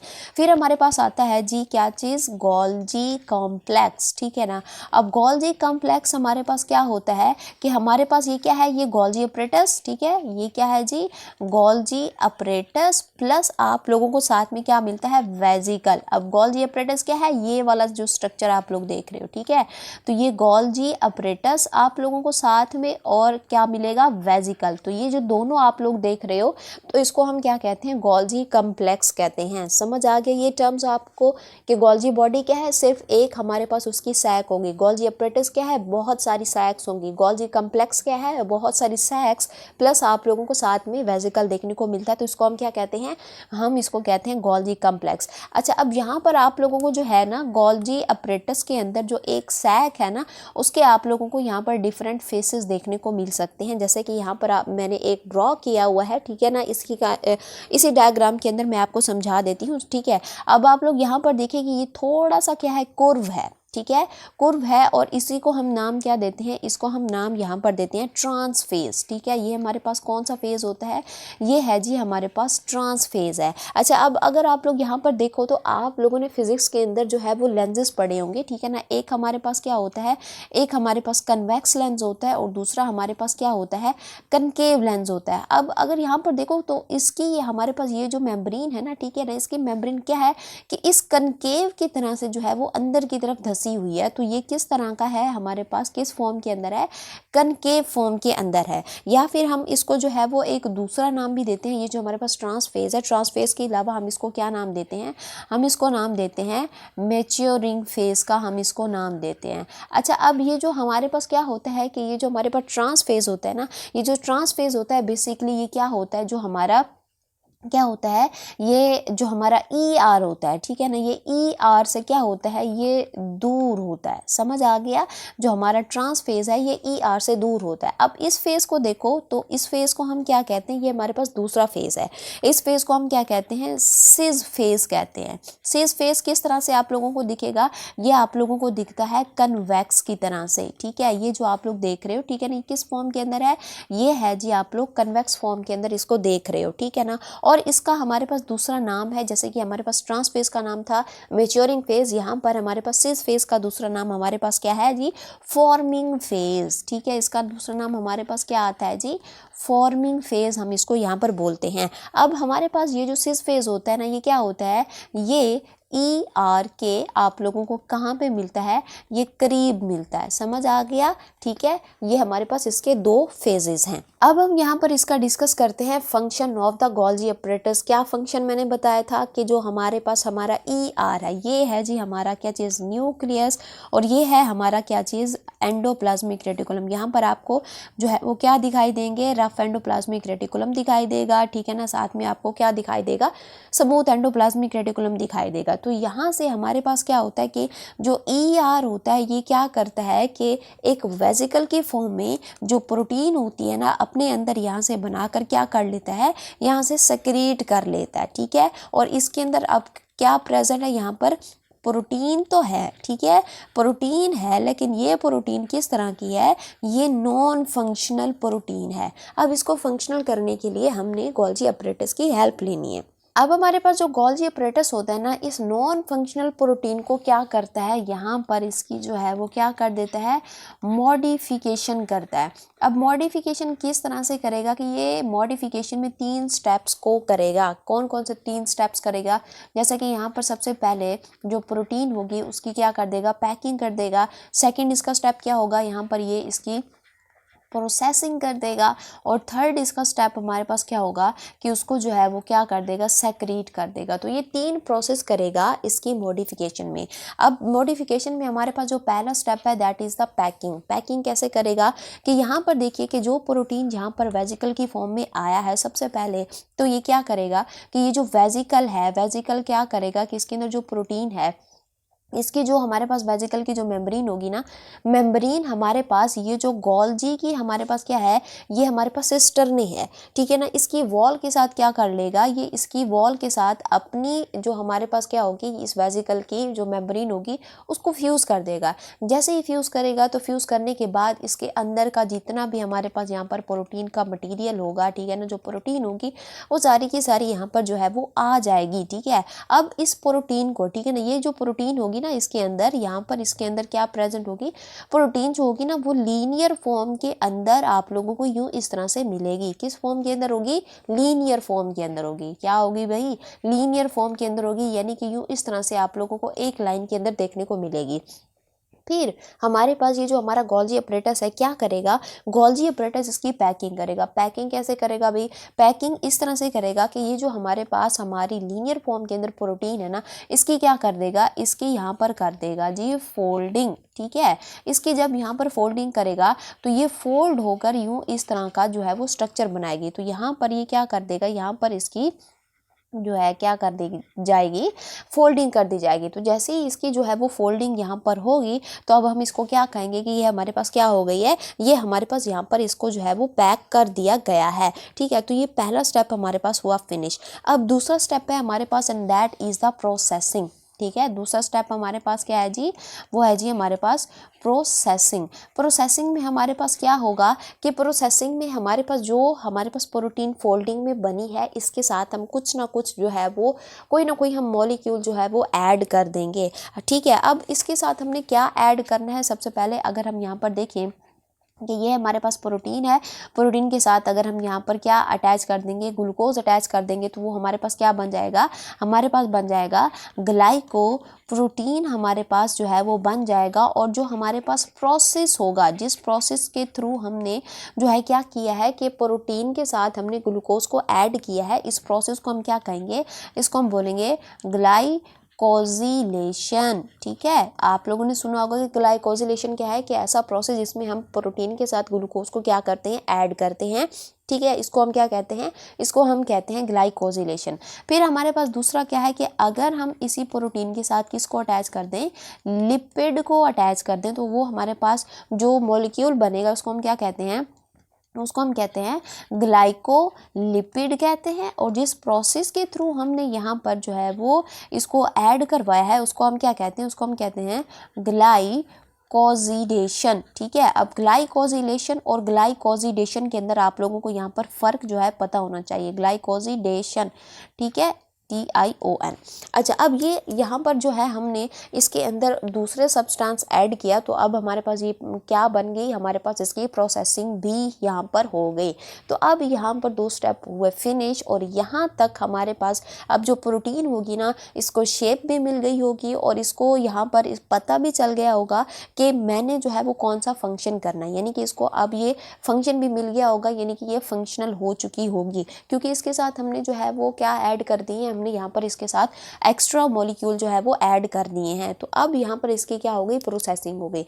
प्रोसेसिंग के बाद यहाँ पर हमारे पास जो थर्ड स्टेप आता है दैट इज द हमारे पास कौन सा, सेक्रीशन, ठीक है ना। इसको हम क्या करते हैं, इसको हम यहाँ पर जो है वो सेक्रीट करते हैं वाया हमारे पास कौन सा फेज़ है, ये हमारे पास ये आप लोग जो देख रहे हो फेज़ देख रहे हो, इसको हम क्या कहते हैं, ये हमारे पास है जी ट्रांस फेज़। अभी आप लोगों को बता कर आ रही हूँ कि कनकेव वाला जो हमारे पास फेज़ होता है कौन सा फेज़ है, ट्रांस फेज़ होता है। तो जैसे ही हमारे पास पैकिंग और प्रोसेसिंग हो जाएगी तो यहाँ से इस ट्रांस फेज़ से हमारे पास एक वेसिकल की फॉर्म में यहाँ पर जो है प्रोटीन जो है वो बाहर आ जाएगी, ठीक है। तो अब ये जो हमारे पास क्या है कि ये जो वेसिकल की फॉर्म में हमारे पास जो एक प्रोटीन बाहर आई है ना, ठीक है ना, ये क्या कर दी जाएगी, एक्सपोर्ट कर दी जाएगी। या तो यहाँ पर जो है वो सेल के अंदर ही रहेगी, ठीक है ना, सेल के अंदर ही इसका टारगेट होगा, कहीं ना कहीं पर इसने अपने जाकर काम करना होगा ये, या तो फिर हम क्या करेंगे, इसको सेल से जो है वो बाहर जो क्या कर देंगे, एक्सक्रीट कर देंगे, ठीक है ना। यहाँ पर जो है वो हम इसको क्या कर देंगे, सेक्रीट कर देंगे। तो अब हम यहाँ पर कहेंगे कि हमारे पास हमारा जो तीसरा स्टेप है वो भी क्या हो गया, यहाँ पर फिनिश हो गया है, यानी कि हमने गोल्जी बॉडी का जो है हमारे पास हमने काम इसका देख लिया है। समझ आ गया। अच्छा, अब ये तो था हमारे पास एनिमल के केस में कि एनिमल के केस में हमारे पास गोल्जी अपरेटस जो है ये काम करता है। लेकिन अगर हम बात करते हैं किस केस में, प्लांट के केस में, प्लांट के केस में हमारे पास क्या होता है कि ये जो वेजिकल है इसके अंदर क्या प्रेजेंट होगा, प्लांट के केस में, प्लांट के केस में आप लोगों को इसके अंदर क्या मिलती है, इसके अंदर आप लोगों को पैक्टिन देखने को मिलती है, प्लस आप लोगों को यहाँ पर जो है क्या देखने को मिलता है, पॉलीसेकेराइड, जिसमें हमारे पास बेसिकली क्या होते हैं, सेलुलोज वगैरह होते हैं, ठीक है ना। लेकिन एनिमल के केस में आप लोग क्या देख रहे हो, इसके अंदर प्रोटीन है। प्लांट के केस में ये दो आप लोगों को जो है मॉलिक्यूल्स देखने को मिलते हैं। अच्छा, आप लोगों ने जो है वो जब आप लोग सेल डिवीजन पढ़ते हो, सेल डिवीजन में जब आप साइटोकाइनेसिस पढ़ते हो, तो साइटोकाइनेसिस में क्या होता है कि हमारे पास जो हमारा क्या होता है, गोल्जी अपरेटस होता है ना, गोल्जी अपरेटस जो हमारे पास प्लांट सेल होता है ना, वहाँ पर उसकी क्या करवा देता है, साइटोकाइनेसिस करवा देता है। कैसे करवाता है कि जो हमारे पास गोल्जी अपरेटस होता है वो क्या सेक्रेट करता है, वेजिकल को सेक्रेट करता है, और ये जो वेजिकल होती है ना फिर सेंटर में अलाइन हो जाती हैं, और इनके दरमियान क्या प्रेजेंट होता है, पैक्टिन और पॉलीसेकेराइड, जैसे कि हमारे पास क्या प्रेजेंट होता है, सेलुलोज वगैरह होता है। तो ये क्या करता है कि वहाँ पर हमारे पास फिर ये जो वेजिकल होती है ना दरमियान से रप्चर हो जाती है, और इनके दरमियान का हमारे पास जो मटीरियल होता है ना वो फिर निकल कर क्या बनवा देता है, सेल वॉल बना देता है। तो बेसिकली हमारे पास प्लांट सेल के अंदर इसका ये काम होता है। एनिमल सेल के अंदर इसका काम क्या होता है कि प्रोटीन को फंक्शनल करवाना। अब हम यहाँ पर नेक्स्ट जो स्टार्ट करेंगे that is our the mitochondria. लेकिन स्टार्ट करने से पहले ये बताओ कि थके तो नहीं हो। देखो, आपने थकना नहीं है। अगर आप लोग थक गए तो आप लोग रुक जाओगे, और अगर ऐसा हुआ तो आप रेस में बहुत पीछे रह जाओगे। तो थकना तो बिल्कुल भी नहीं है आप लोगों ने। अब यहाँ पर देखिए कि हमारे पास जो माइटोकॉन्ड्रिया है, आपने इसके बारे में एक डायलॉग तो सुना ही होगा कि ये क्या है, ये हमारे पास power house of the cell है, ठीक है। आप लोग जो है वो 9th क्लास से ही पढ़ते आते हो कि हमारे पास माइटोकॉन्ड्रिया क्या होता है, ये हमारा पावर हाउस है, ठीक है ना, power house of cell. Power house क्यों बोल रहे हैं, क्योंकि यही जो है वो क्या करवाता है, एनर्जी को जनरेट करवाता है। अगर हम यहाँ पर जो है वो उसकी किसकी बात करते हैं, शेप की बात करते हैं, तो इसकी जो हमारे पास शेप होती है, किस शेप में होता है, ये बेसिकली आप लोगों को रॉड शेप के अंदर दिखाई देगा। ये जो आप लोग डायग्राम देख रहे हो ये किस फॉर्म में है, ये रॉड शेप के अंदर दिखाई देगा, और इसके अंदर आप लोगों को जो है वो क्या देखने को मिलती हैं, दो मेम्ब्रेन आप लोगों को यहाँ पर देखने को मिलती हैं। अगर हम यहाँ पर इसकी किसकी बात करते हैं, साइज की बात करते हैं, तो इसका साइज आप लोगों को क्या मिलेगा, अगर हम इसकी बात करें किस चीज़ की, डायामीटर की बात करते हैं, तो डायामीटर में आप लोगों को इसका जो डायामीटर मिलेगा वो 0.2 से लेकर कितना होगा, 1 माइक्रोमीटर तक होगा। और अगर हम बात करते हैं किस चीज़ की, इसके यहाँ पर बात करते हैं लेंथ की, ठीक है, इसकी किस चीज़ की बात करते हैं, लेंथ की बात करते हैं, तो लेंथ इसकी हमारे पास 1 से लेकर हमारे पास 4 माइक्रोमीटर तक इसकी जो है वो लेंथ होती है। अब हमारे पास जो हमारा क्या होता है, माइटोकॉन्ड्रिया होता है, जैसे कि मैंने कहा कि ये क्या है, डबल मेम्ब्रेनस है, दो मेम्ब्रेन इसके अंदर होती हैं। तो ये देखिए, ये हमारे पास जो मैंने येलो कलर में बनाई है, बेसिकली हमारे पास ये कौन सी मेम्ब्रेन है, ये है जी आउटर। और ये जो आप लोग व्हाइट कलर के अंदर देख रहे हो, ये हमारे पास बेसिकली कौन सी मेम्ब्रेन है, ये है जी इनर मेम्ब्रेन। तो 1 बाय 1 करके हम यहाँ पर दोनों को यहाँ डिस्कस करते हैं। हमारे पास सबसे पहले बात करें आउटर मेम्ब्रेन की, तो आउटर मेम्ब्रेन हमारे पास किस तरह की होती है, ये आप लोगों को जो है वो किस तरह की दिखेगी, स्मूथ दिखेगी। इसके ऊपर आप लोगों को कोई भी स्ट्रक्चर जो है वो दिखाई नहीं देगा। और ये किस तरह की होती है, ये होती है जी परमीएबल, ठीक है। ये किस तरह की होती है, परमीएबल का मतलब क्या होता है कि ये चीज़ों को अपने अंदर में से क्या करती है, गुजारने देती है, ठीक है ना। अच्छा, नेक्स्ट हमारे पास ये जो हमारी आउटर मेम्ब्रेन होती है ना, इसके अंदर आप लोगों को क्या देखने को मिलते हैं, पोर्स देखने को मिलते हैं, जो बेसिकली हमारे पास क्या होते हैं, बने होते हैं, किस चीज़ से बने होते हैं, हमारे पास पोरिन से, ठीक है। ये पोरिन से यहाँ पर आप लोगों को क्या दिखाई देंगे, ये जो है ये आप लोगों को जगह जगह पर पोर्स दिखाई देंगे। और पोर्स का बेसिकली काम क्या होता है कि ये क्या कराते हैं, इंपोर्ट एंड एक्सपोर्ट का काम करवाते हैं। बेसिकली किस चीज़ से मिलकर बने हैं, पोरिन से मिलकर बने होते हैं। अब अगर हम यहाँ पर किस चीज़ की बात कर लें, कंपोजिशन की बात कर लें, तो कंपोजिशन में हमारे पास मैंने कहा कि जैसे ये हमारे पास क्या है, मेम्ब्रेन है, तो जिस तरह से हमारी सेल मेम्ब्रेन मेम्ब्रेन बनी है किस चीज़ से, लिपिड और प्रोटीन से, तो ये भी लिपिड और प्रोटीन से बना है, लेकिन यहाँ पर इसका जो कॉन्स्टिट्यूट है वो थोड़ा थोड़ा चेंज होगा।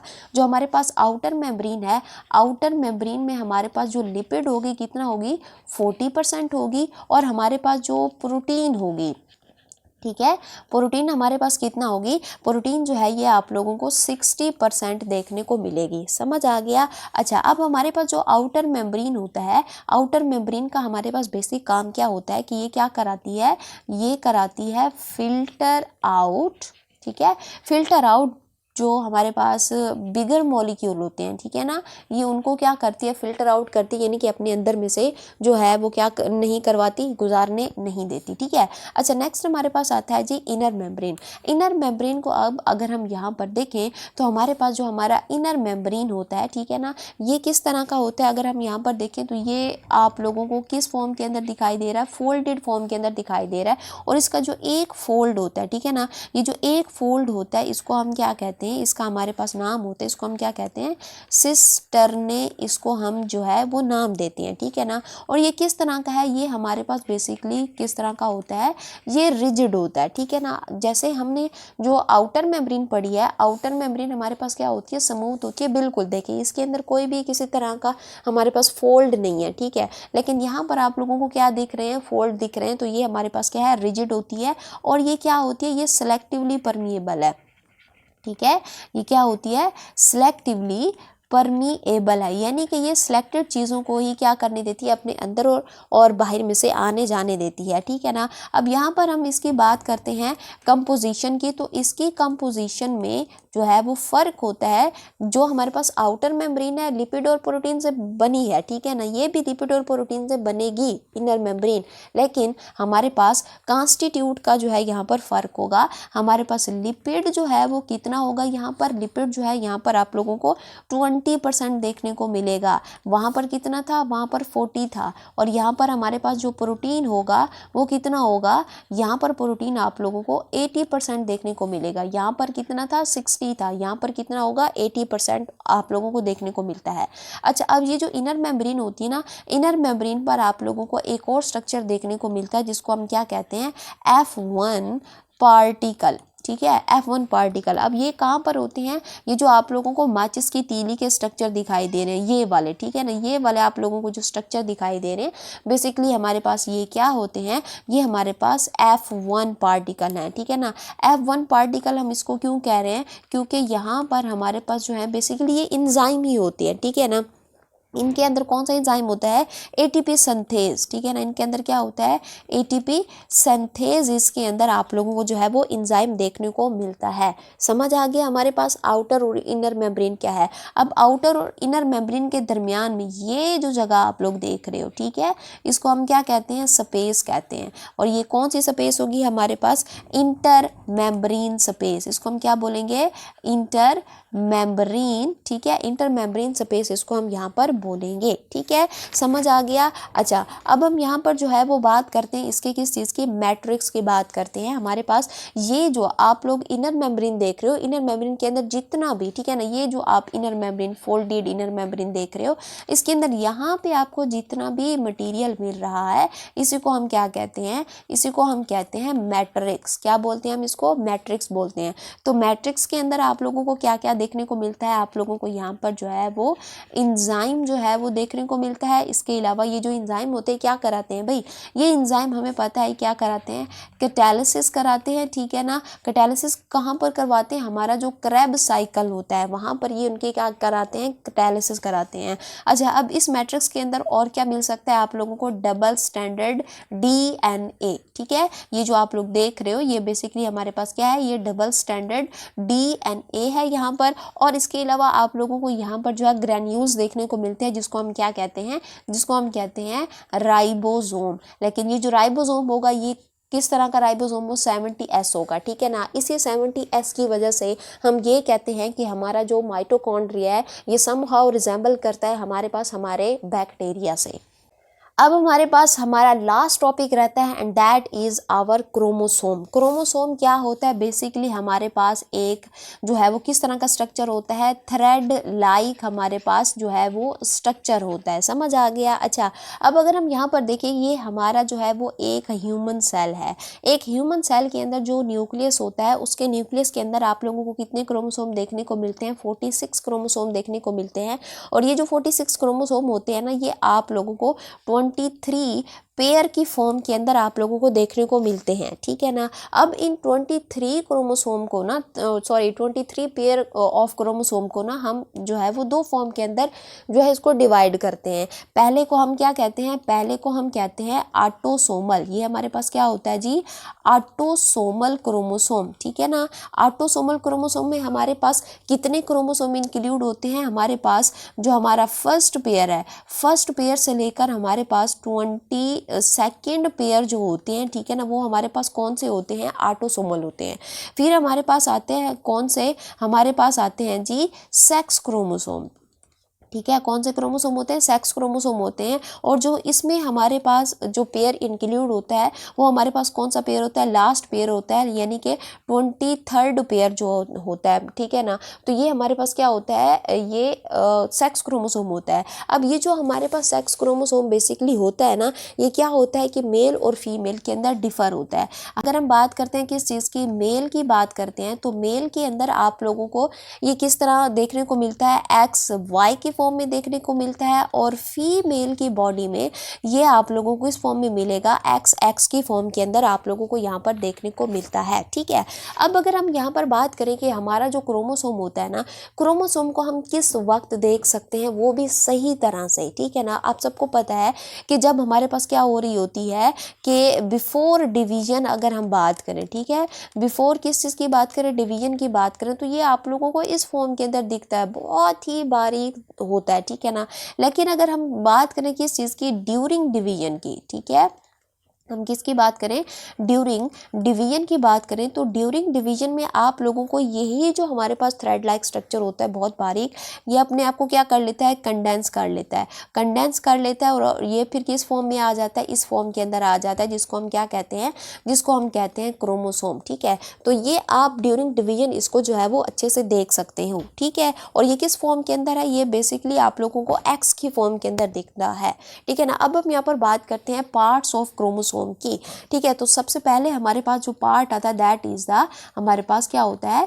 क्रोमैटिड। क्रोमैटिड क्या होता है? अगर आप लोग इसी को देखो, ठीक है ना, मैं यहाँ दोबारा बना देती हूँ, ये है मेरे पास जी एक क्रोमोसोम, ठीक है। अब यहाँ पर देखो कि अगर मैं क्या कर दूँ, इसको हाफ हाफ कर दूँ, ठीक है, तो ये मेरे पास क्या है? ये अगर मैं लाइन ड्रॉ करके, ये क्या है कि ये इस तरफ का हाफ है और ये इस तरफ का हाफ है, तो ये जो हमारे पास क्या है? क्रोमैटिड क्या होता है?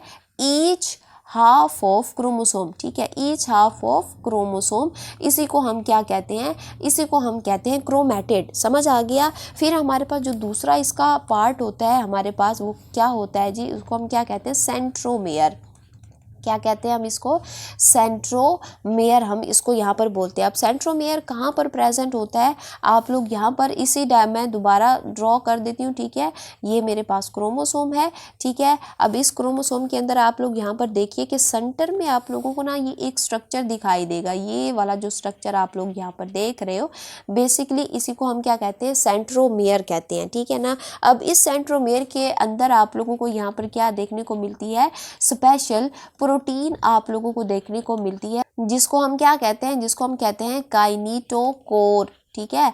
काइनेटोकोर प्रोटीन हम इसको बोलते हैं, जो कि जब सेल डिवीजन हो रही होती है तो उस दौरान फिर हमारे पास स्पिंडल फाइबर इसी काइनेटोकोर प्रोटीन से आकर अटैच होते हैं और कंट्रैक्शन होती है, जिससे हमारे पास हमारे जो क्रोमोसोम होते हैं ना, उसके जो हमारे पास क्या होते हैं? क्रोमैटिड होते हैं, वो इक्वली क्या हो जाते हैं? सेपरेट हो जाते हैं। So it is so important. अब हम यहाँ पर बात करते हैं कि types of chromosome on the base of the centromere. ये जो हमने राउंड वाला स्ट्रक्चर पढ़ा, जिसको हमने सेंट्रोमियर कहा है। अब ये जो सेंट्रोमियर है ना, ये पोजीशन के अकॉर्डिंग आप लोगों को डिफरेंट प्लेसमेंट पे मिल सकता है। तो इसी की बेस पर हमने यहाँ पर जो हमारे क्या होते हैं? क्रोमोसोम होते हैं ना, इनको डिफरेंट पार्ट के अंदर हमने डिवाइड किया है। जैसे कि हमारे पास क्या है कि अगर हमारे पास ये एक क्रोमैटिड है, ठीक है, और यहाँ पर आप लोगों को जो सेंट्रोमियर है बिल्कुल लास्ट के ऊपर मिलता है, ठीक है ना, ये एक प्लेसमेंट है इसकी। ठीक है ना। दूसरी हमारे पास प्लेसमेंट क्या है कि आप लोगों को ये लास्ट से थोड़ा सा क्या मिलेगा, सेंट्रोमियर थोड़ा सा नीचे मिलेगा। फिर हमारे पास तीसरी जो प्लेसमेंट है वो क्या है कि फिर ये मिडल से थोड़ा सा ऊपर होगा। और फिर हमारे पास जो चौथी प्लेसमेंट है वो क्या है कि ये बिल्कुल आप लोगों को कहाँ पे मिलेगा, मिडल के अंदर मिलेगा, ठीक है। तो ये इस तरह से प्लेसमेंट होता है। अब इनके यहाँ पर हमने जो है वो प्लेसमेंट के अकॉर्डिंग नाम दिए हुए, जैसे कि हमारे पास ये बिल्कुल कहाँ पर है, बिल्कुल टिप के ऊपर है, बिल्कुल टेल के ऊपर है, तो इसलिए अब इसको हम क्या कहेंगे, इसको हम कहेंगे टीलोसेंट्रिक, ठीक है। ये हमारे पास क्या है, टीलोसेंट्रिक है। इसको हम क्या बोलेंगे, इसको हम नाम देंगे एक्रोसेंट्रिक, ठीक है ना, एक्रोसेंट्रिक इसको हम नाम देंगे। इसको हम नाम क्या देंगे, इसको हम नाम देंगे सब मेटा सेंट्रिक, ठीक है। और ये जो है बिल्कुल हमारे पास मिडल में है, तो इसको हम नाम क्या देंगे, इसको हम नाम देंगे मेटा सेंट्रिक, ठीक है, मेटा सेंट्रिक, इसको हम यहाँ पर नाम दे देंगे। अच्छा, अब टीलोसेंट्रिक को देखो तो ये किस फॉर्म के अंदर है, आई फॉर्म के अंदर है। ये थोड़ा सा जे फॉर्म के अंदर है, ये भी जे फॉर्म के अंदर आ जाता है। और ये आप लोगों को वी में भी दिखेगा और यूं उल्टा ए भी आप लोगों को यहाँ पर देखने को मिल सकता है, ठीक है। तो ये है हमारे पास जो सेंट्रोमियर है उसकी बेस पर हमने जो है वो इसको डिफरेंट फॉर्म के अंदर जो है वो कैटेगराइज किया है। अब बात करते हैं हम टीलोमेयर की। टीलोमेयर हमारे पास क्या होता है कि ये जो हमारे पास क्रोमोसोम होते हैं, क्रोमोसोम की जो हमारे पास टिप होती है ये, ठीक है, इसके ऊपर ना आप लोगों को क्या देखने को मिलती है, प्रोटेक्टिव कवरिंग, ठीक है ना। इसी प्रोटेक्टिव कवरिंग को हम क्या कहते हैं, ठीक है, ये जो हमारे पास क्या है, ये है जी प्रोटेक्टिव कवरिंग, ठीक है। ये क्या है जी, प्रोटेक्टिव कवरिंग है। इसी प्रोटेक्टिव कवरिंग को हम क्या कहते हैं, टीलोमेयर कहते हैं। और इसका हमारे पास बेसिक जो है वो काम क्या होता है, ये जो है ये क्या करती है, प्रिवेंट करती है, कहाँ से, प्रिवेंट फ्रॉम डैमेज, ठीक है। तो ये डैमेज से जो है वो बचाती है। अब हम बात करते हैं सेकेंडरी कंस्ट्रिक्शन की। सेकेंडरी कंस्ट्रिक्शन क्या होता है हमारे पास, हम अभी बात कर आए हैं पीछे किस चीज़ की, सेंट्रोमेयर की। सेंट्रोमेयर कहाँ पर प्रेजेंट होता है, यहाँ इस जगह के ऊपर प्रेजेंट होता है। तो ये जो हमारे पास क्या होता है, सेंट्रोमियर होता है ना, इसी को हम क्या कहते हैं, इसी को हम कहते हैं प्राइमरी कंस्ट्रिक्शन। ये हमारे पास प्राइमरी कंस्ट्रिक्शन होता है। प्राइमरी कंस्ट्रिक्शन के अलावा यहाँ पर एक और कंस्ट्रिक्शन भी होती है, एक और छोटा सा गड्ढा भी होता है, ठीक है ना, उसको हम क्या कहते हैं, सेकेंडरी कंस्ट्रिक्शन कहते हैं। अब ये सेकेंडरी कंस्ट्रिक्शन कहाँ पर होती है, ये जो आप लोग जगह देख रहे हो, ये जो आप लोग ये यहाँ पर क्या बन रहा है, एक छोटा सा गड्ढा बन रहा है। इसी गड्ढे को हम क्या कहते हैं, इसी को हम कहते हैं सेकेंडरी कंस्ट्रिक्शन, ठीक है। इस सेकेंडरी कंस्ट्रिक्शन को हम यहाँ पर क्या करते हैं कि इसके ऊपर एक साइट होती है जिसको हम क्या कहते हैं, NOR कहते हैं। पीछे मैं आप लोगों को बता कर आई थी न्यूक्लियोलस के अंदर कि हमारे पास जो न्यूक्लियोलस है उसको कौन बनाता है, NOR बनाता है। बेसिकली यही हमारे पास क्या होती है, सेकेंडरी कंस्ट्रिक्शन होती है, NOR होता है। NOR यानी कि न्यूक्लियोलर ऑर्गेनाइजर रीजन, यानी कि न्यूक्लियोलस को बनाने वाला ये हमारे पास क्या होता है, ये रीजन होता है। इसी को हम क्या कहते हैं, NOR, और इसी को हम क्या कहते हैं, सेकेंडरी कंस्ट्रिक्शन कहते हैं। अब हम बात करते हैं किस चीज़ की, chemical composition of the chromosome. अब जैसे कि हम सबको पता है कि जो हमारा क्या होता है, क्रोमोसोम होता है वो किस चीज़ से मिलके बना होता है, DNA से मिलके बना होता है, ठीक है ना। और ये हमारे पास कितना होता है, तकरीबन 60% होता है। और अगर हम इसकी लेंथ देखें तो तकरीबन ये हमारे पास कितना बनता है, 6 फीट लॉन्ग ये जो है ये बनता है इसका हमारे पास लेंथ, ठीक है। और इसके अंदर हमारे पास क्या प्रेजेंट होती है, और इसके अंदर आप लोगों को यहाँ पर प्रोटीन देखने को मिलती है। कितनी प्रोटीन होती है, तकरीबन 30 से 40% आप लोगों को यहाँ पर जो है वो प्रोटीन देखने को मिलती है। प्रोटीन भी बहुत सारी होती है, तो इसके अंदर कौन सी प्रोटीन होगी, बेसिकली इसके अंदर आप लोगों को जो है वो हिस्टोन प्रोटीन देखने को मिलती है। समझ आ गया। अब यहाँ पर तकरीबन ये जो हमारे पास हिस्टोन प्रोटीन होती है ना, ये भी आप लोगों को 10 से 15% तक मिलती है। अच्छा, अब यहाँ पर हमारे पास जो हमारा क्रोमोसोम होता है ना, ये इसका जो बेसिक यूनिट होता है, ठीक है, इसका हमारे पास जो बेसिक यूनिट होता है वो कौन होता है, वो होता है हमारे पास न्यूक्लियोटाइड। उसको हम क्या कहते हैं, न्यूक्लियोटाइड हम उसको बोलते हैं। ये जो आप लोग स्ट्रक्चर देख रहे हो बेसिकली ये हमारे पास क्या है, न्यूक्लियोटाइड होते हैं, ठीक है ना। अब ये जो न्यूक्लियोटाइड होते हैं ना, ये 3 चीज़ों से मिलकर बने होते हैं, ठीक है ना। किन चीज़ों से मिलकर बने हैं, 3 चीज़ों से मिलकर बने हैं। पहली हमारे पास चीज़ क्या होती है, पहली हमारे पास चीज़ होती है फॉस्फेट। ये जो आप लोग देख रहे हो, ठीक है ना, ये हमारे पास क्या है, ये है जी फॉस्फेट, ठीक है, समझ आ गई। ये मेरे पास क्या है जी, फॉस्फेट है। फॉस्फेट के अलावा आप लोगों को दूसरी जो चीज़ देखने को मिलेगी that is the nitrogenous bases. ये जो आप लोग देख रहे हो, ठीक है, इसको हम क्या कहते हैं, नाइट्रोजनस, ठीक है, नाइट्रोजनस बेसिस इसको हम यहाँ पर नाम देते हैं। अच्छा, जो तीसरी चीज़ आप लोग यहाँ पर देखोगे वो हमारे पास होगी जी शुगर, और शुगर भी कौन सी होगी, आप लोगों को रिबोज शुगर देखने को मिलती है, यानी कि ये कौन सी शुगर होगी, 5 कॉर्नर वाली शुगर होगी, 5 कार्बन कंटेनिंग शुगर आप लोगों को देखने को मिलती है। तो ये जो है हमारे पास इसका क्या होगा, बेसिक यूनिट है, किस चीज़ का, हमारे पास हमारे क्रोमोसोम का, ठीक है ना। अब यहाँ पर देखो कि ये जो क्रोमोसोम होता है ना, इसमें जो हमारे पास डीएनए होता है, ठीक है, पीछे भी मैं आप लोगों को बता कर आ रही हूँ कि ये हमारा क्या है, ये हमारा है जी डीएनए, ठीक है। अब ये जो हमारे पास हमारा डीएनए होता है ना, ये रेगुलर इंटरवल्स के बाद हमारी जो क्या होती है, हिस्टोन प्रोटीन होती है ना, उसके अराउंड क्या करता है, रैप करता है। अब ये कितने हमारे पास गैप के बाद जो है वो क्या करेगा, रैप करेगा। तकरीबन हमारे पास क्या होता है कि एवरी 200 न्यूक्लियोटाइड के बाद हमारे पास जो हमारा डीएनए होता है ना, ये क्या करता है, इस जो हमारे पास हिस्टोन प्रोटीन होती है ना, इसके ऊपर क्या करता है, रैप करता है ऐसे, ठीक है।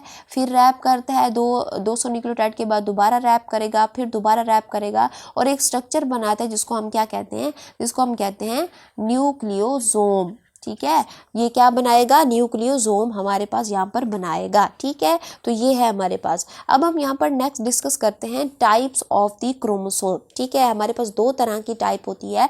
पहली टाइप को हम क्या बोलते हैं, यूकैरोमेटन बोलते हैं, ठीक है ना। अब ये जो हमारे पास यूकैरोमेटन होता है ना, अब अगर हम इसको देखें तो ये किस फॉर्म के अंदर होता है, ये आप लोगों को ओपन कन्फिगरेशन के अंदर मिलेगा, ठीक है। ये कन्फिगरेशन के अंदर आप लोगों को जो है वो मिलता है, ठीक है। यानी कि आप लोगों को ओपन कन्फिग्रेशन की बात करें तो ये आप लोगों को कैसे दिखेगा, यूं इस तरह से, ठीक है। ये आप लोगों को ओपन कन्फिग्रेशन के अंदर यूं इस तरह से मिलेगा, ठीक है ना, जिसके अंदर आप लोगों को जो जीन होते हैं, ठीक है, वो आप लोगों को क्या दिखेंगे, विजिबल होंगे, ठीक है। जीन इसके क्या होंगे, विजिबल होंगे। विजिबल हैं तो ये क्या होगा, ये एक्टिव होगा। एक्टिव है तो ये क्या कर सकेगा, कैन वॉक, ठीक है। तो ये वर्क जो है ये कर सकेगा। दूसरा होता है हमारे पास हेटेरोक्रोमैटिन। हेटेरोक्रोमैटिन को अगर यहाँ पर देखो तो ये किस फॉर्म के अंदर होता है, ये कंडेंस्ड होता है, ठीक है। ये किस फॉर्म के अंदर होता है, ये कंडेंस्ड फॉर्म के अंदर होता है। इसके जो हमारे पास जो जीन होते हैं, ठीक है, ये जीन क्या होते हैं, नॉट विजिबल, ठीक है।